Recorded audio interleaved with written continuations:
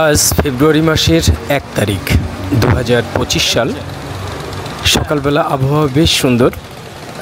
আমরা এই যে বের হচ্ছি এক্ষুনি। আমি আমাদের ভবন ড্রিম 32 থেকে বের হলাম। আমি আলাউদ্দিন এবং জহির এই তিনজন মিলে দুটো মোটরসাইকেল নিয়ে বের হলাম, কিন্তু আমাদের কোনো নির্দিষ্ট লক্ষ্য বা গন্তব্য নাই। আমরা একটা জায়গাতে যাব বলে ঠিক করেছি, কিন্তু সেই জায়গাটিতে আদৌ যাওয়া হবে কিনা তাও জানি না। সেটি হলো কদম শহর। কিন্তু আমরা বেরিয়ে পড়েছি এবং রাস্তায় ঘুরতে ফিরতে যেখানে যা দেখব সেটি আপনাদের দেখাবো এবং গন্তব্যে পৌঁছার চেষ্টা করব। হ্যাঁ, মিলনের মতো। প্রিয় বন্ধুরা, আজকে আমরা অজানার উদ্দেশ্যে ছুটে চলেছি। আমি, জহির ভাই এবং আলাউদ্দিন, দুটো মোটরসাইকেল নিয়ে তিনজন মানুষ। তো আমাদের কোনো গন্তব্য নেই, কোনো উদ্দেশ্য নেই। আমাদের প্রধান উদ্দেশ্য হলো অজানাকে জানা, নতুন কোনো জায়গা খুঁজে খুঁজে বের করা। তো সেই উদ্দেশ্যেই আজকে বের হয়েছি বাসা থেকে। এক্ষুনি বের হলাম আমরা। এখন এই মুহূর্তে সিটি হাট বা গরুর হাটের কাছে, গরুর হাট পার হচ্ছি এইমাত্র। আমরা গরুর হাটের পশ্চিম পাশ দিয়ে যে চিকন রাস্তাটা, এই পিচঢালা রাস্তাটা ধরেই চলেছি এবং এই রাস্তা দিয়ে আমাদের প্রথম লক্ষ্য হলো কদম শহর। এটি কার মধ্যে? গোদাগাড়ির মধ্যে না, সম্ভবত গোদাগাড়ি এলাকার মধ্যে। কদম শহর এলাকায় গিয়ে তারপরে আমরা ডিসিশন নেব যে কদম শহর থেকে কোথায় যাওয়া যায়, কি করা যায়।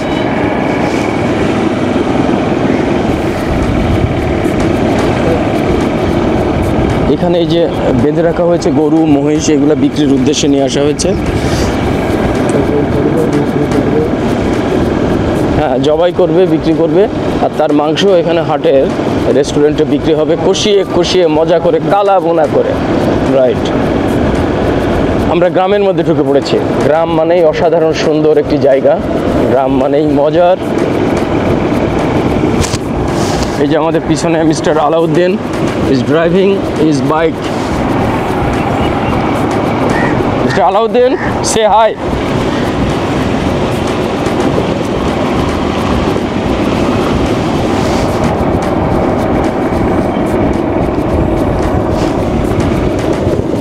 সবুজ ফসলের ক্ষেত, সম্ভবত গমের জমি। এটা গম লাগিয়েছে, পাশে ভুট্টা। আমরা চলতে চলতে এক চমৎকার রাস্তায় এসে পৌঁছেছি। রাস্তার সৌন্দর্যটা দেখলে আপনার নিজেরও বলতে ইচ্ছে করবে, ওয়াও।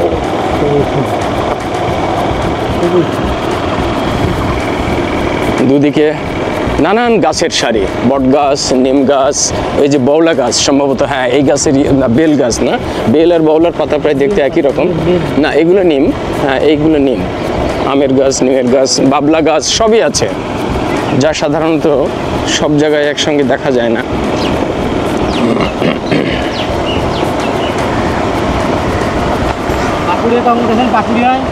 পাকুড়িয়া কি গো?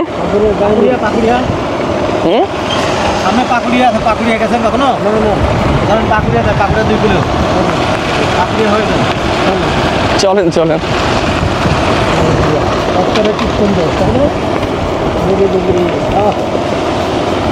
এই যে এখানে পাখি দেখছিলাম আমরা। না না, এই যে সেই বড় পুকুর।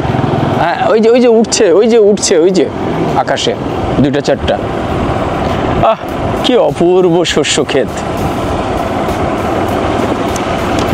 পেঁয়াজ লাগানো হয়েছে মনে হচ্ছে। এটা পেঁয়াজের ফুলকি, পেঁয়াজ পাতা না রসুন পাতা, পেঁয়াজই মনে হয়। এই যে পার্থেনিয়াম গাছ, যেটা রাস্তার পাশে সাদা সাদা ছোট ছোট ফুল ফুটে আছে, নাক ফুলের মতো। শুনেছি এটি নাকি অত্যন্ত বিপজ্জনক, কিন্তু বাংলাদেশের আনাচে কানাচে সমস্ত রাস্তায় এই পার্থেনিয়াম ফুল রয়ে গেছে। সরিষা পাকার পথে, কিছু কাটাও হয়ে গেছে মনে হচ্ছে।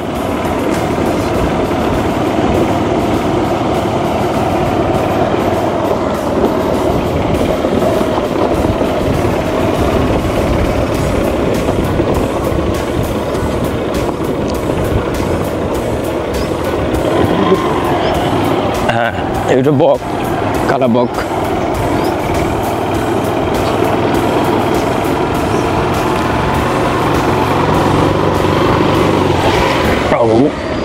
ও উফ, What a green!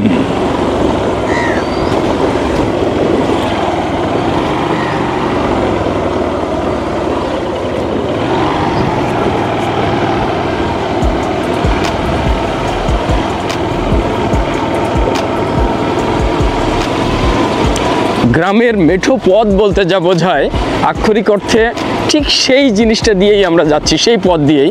কারণ এখানে মাঠের মধ্যে পথ, গ্রামের পথ এবং মাটির পথ, সব দিক থেকে এটি মেঠো পথ। একে বেঁকে গাছপালার মধ্যে দিয়ে ছুটে চলেছি আমরা, দুপাশে ফসলের ক্ষেত। কেমন লাগছে জহির ভাই? জোরে বলেন। জহির ভাই মন্তব্য করছেন অতি চমৎকার। আলাউদ্দিন একটু পিছনে পড়ে গেছে, আসলে রাস্তা চিকন, একসঙ্গে পাশাপাশি যাওয়া যাচ্ছে না। আমরা ডান পাশটা একটু দেখি রাস্তার, এটাও অপূর্ব সুন্দর।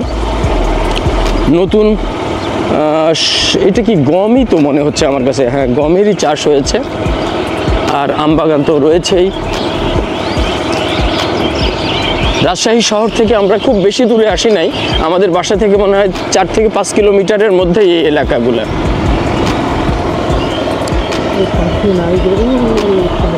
হ্যাঁ এই তো এই এলাকাটায় পাখির, ওই যে সেই বড় পুকুরটা, দিঘিটা, পাখি নাই। আমি বললাম না, আরেকদিন আমি স্নেহাকে নিয়ে এসেছিলাম পাখি দেখানোর জন্য, কিন্তু দেখাতে পারলাম না।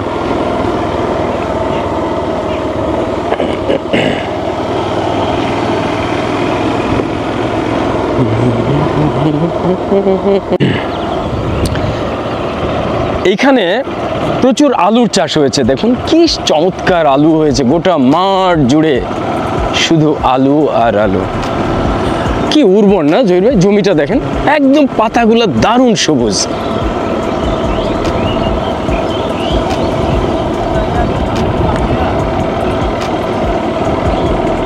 পাকুড়িয়াটা কি আসলে?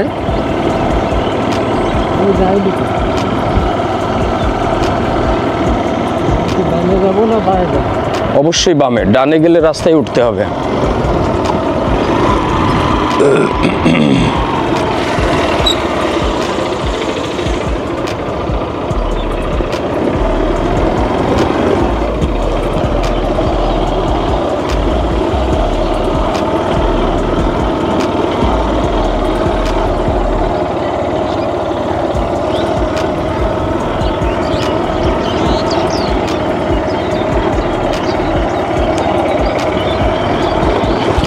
এই ভাইকে জিজ্ঞেস করেন, আলাউদ্দিন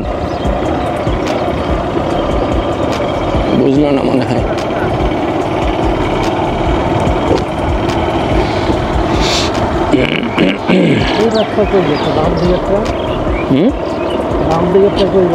এই রাস্তায় বামেই তো যাওয়া উচিত, কিন্তু রাস্তা পৌঁছেছে কিনা সেটা তো বোঝা যাচ্ছে না।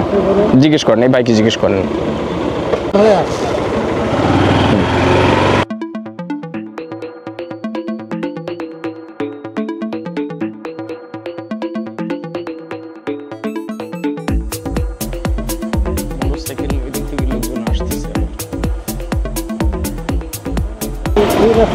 একটু চা খেয়ে যাই।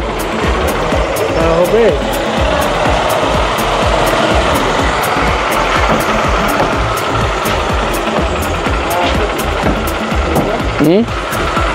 হ্যাঁ রাখি। বালক এবং বালিকা। ভাই চা কে বানাচ্ছে?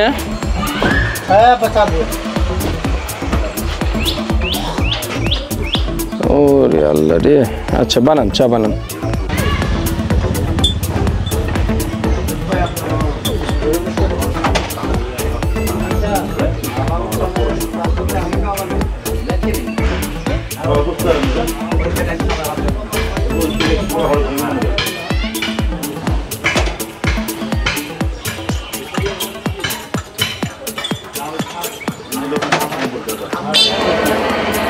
এটা তো আমাদের জানা নাই।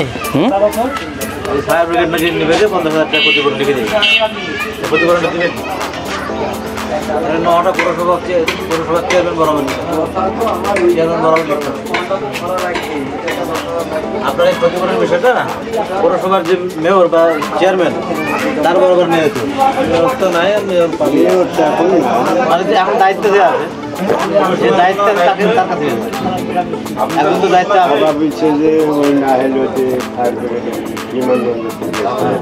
আর ওদের প্রধান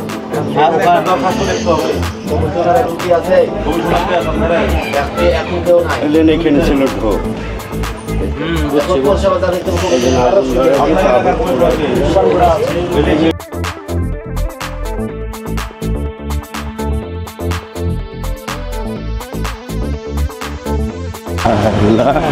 যা চাই তা ওয়েট প্লিজ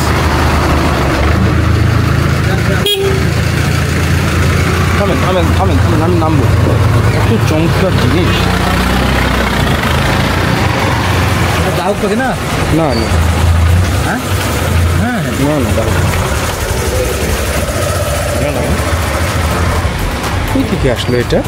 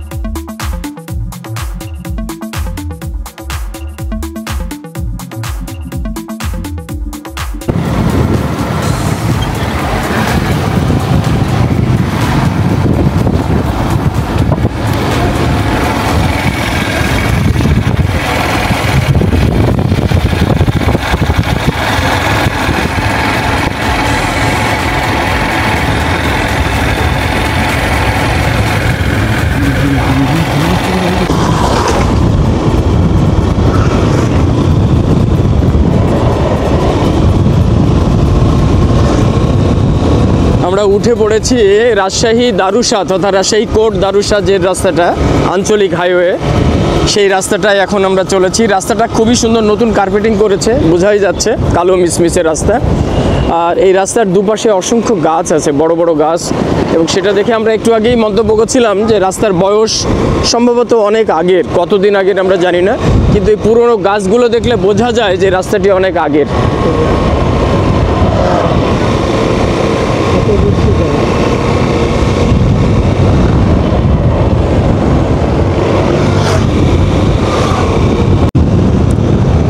অ্যাকচুয়ালি লক্ষ্যহীন চলা, তাই কোন দিক দিয়ে কোন রাস্তা দিয়ে যাচ্ছি আমরা নিজেরাও জানি না। যখন যেদিকে মন চাচ্ছে সেই রাস্তা দিয়েই আমরা ছুটে চলছি। গ্রামের এতক্ষণ চিকন আঁকাবাঁকা মেঠো পথ দিয়ে পাকুড়িয়া বাজার হয়ে চা খেয়ে আবার রওনা দিয়েছি দারুসার পথে। দারুসা গিয়ে তারপরে আমরা দর্শন, কি বলে জায়গাটার নাম, কদম শহর। কদম শহরের রাস্তা ধরবো আশা করছি, যদিও নির্ধারিত না, কিন্তু তারপরেও একটি লক্ষ্য নির্ধারণ করেছি যাতে অন্তত চলার একটা গতি থাকে আমাদের। আমাদের জহির ভাই খুব ভালো স্মুথলি গাড়ি ড্রাইভ করছেন। এই যে উনি হেলমেটের ভিতরে মুখ আছেন, দেখা যাচ্ছে না কিছু। আর আমাদের আরেক সদস্য আলাউদ্দিন একটু পিছনে পড়ে আছে। আসলে পাশাপাশি যাওয়া মুশকিল, রাস্তায় অসংখ্য এই ছোট ছোট ভেহিকেল, বিশেষ করে অটো, তারপরে রিক্সা, ভ্যান ইত্যাদি চলছে, যে কারণে আমরা পাশাপাশি যেতে পারছি না। যেতে পারলে হয়তো গল্প করতে করতে যেতে পারতাম।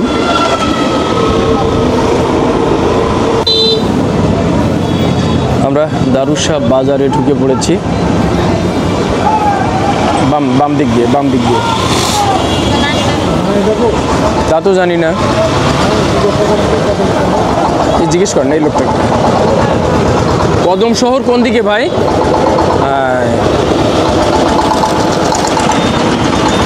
আমরা বাম দিকের রাস্তা ধরলাম, দর্শনপাড়ার রাস্তা না গিয়ে। অত্যন্ত বিজি এই রাস্তাটা, চিকন রাস্তা তো বিজি হবেই। খুব সম্ভবত সামনে হসপিটাল।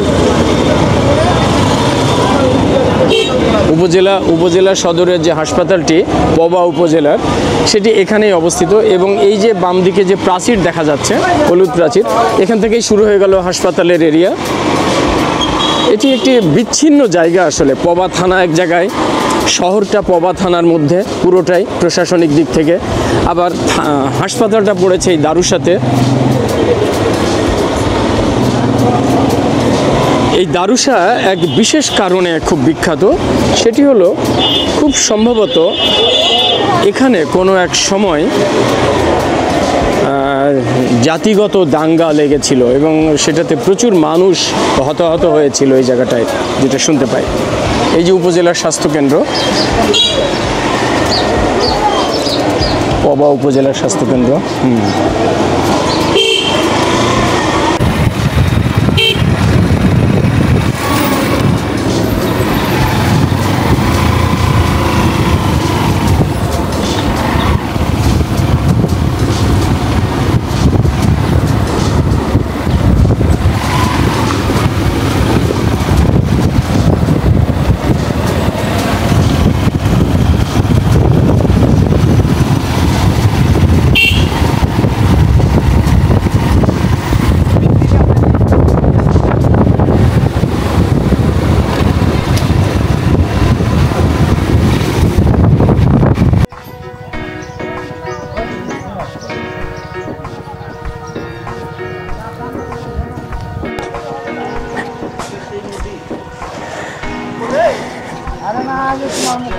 ভাই এটা কি নদী?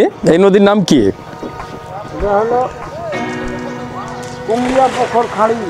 হ্যাঁ, কুমড়া পুকুর খাড়ি, কোন নদীর শাখা টাকা না?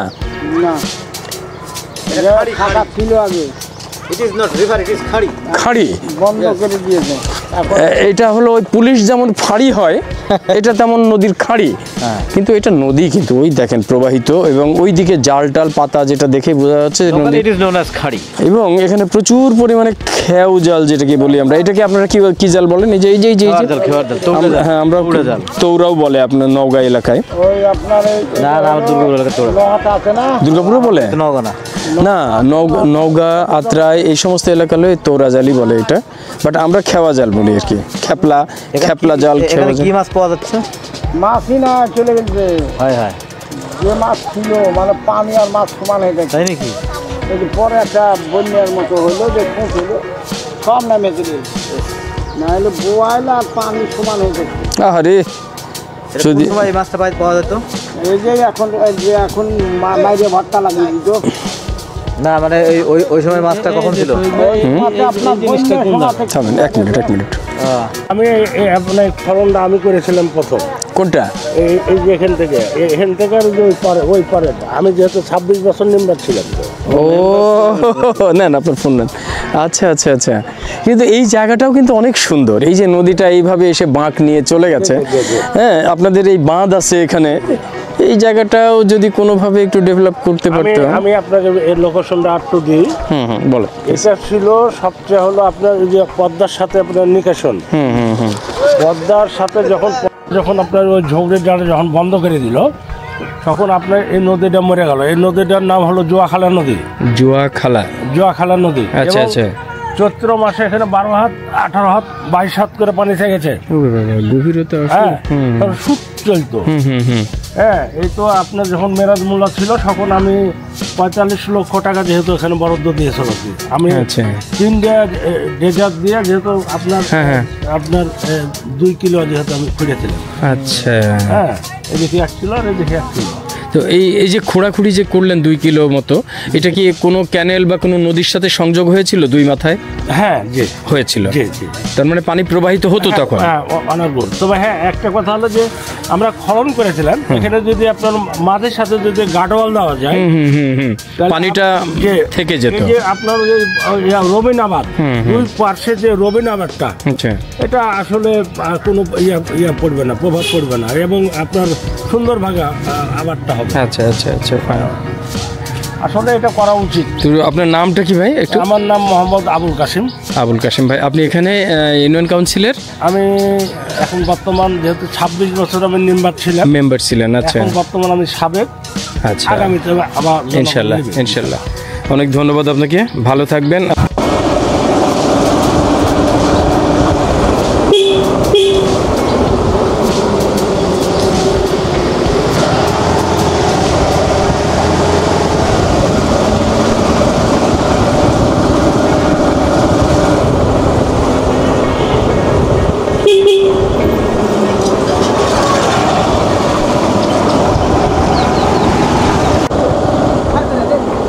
জমিতে আইল থাকলে